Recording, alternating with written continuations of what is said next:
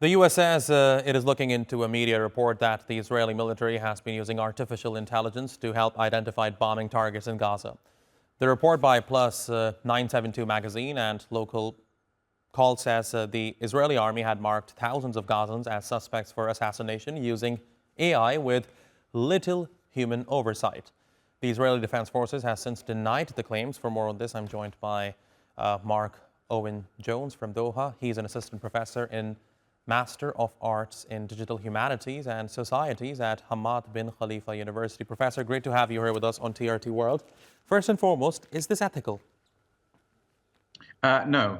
I think having a machine learning system that's untested and trained only by the IDF and an occupying power is fundamentally unethical. I think in any use of warfare and within international law, I think there needs to be human oversight in decisions that involve life or death, especially of civilians. So I think fundamentally we cannot say it's ethical because we're dealing with a human system and not a machine system and not a human. So how can we talk of ethics then?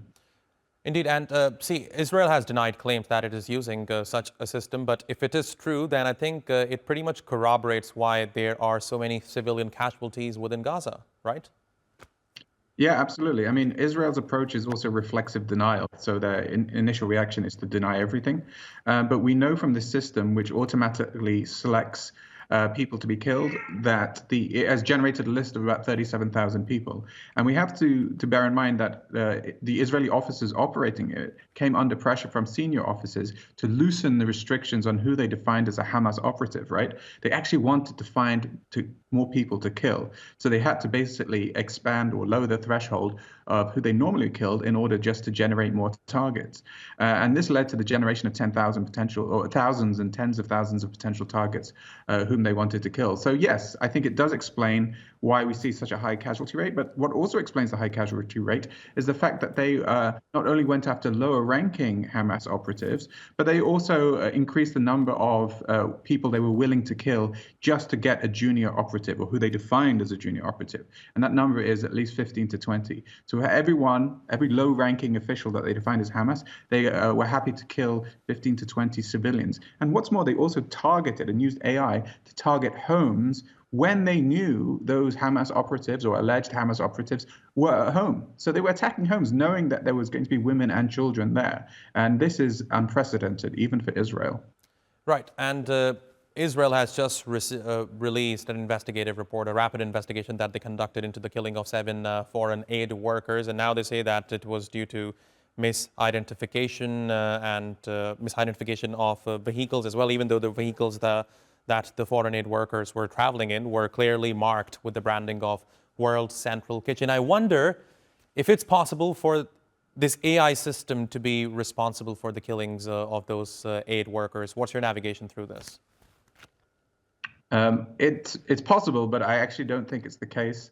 From what we know about these AI systems, they generally target people in homes.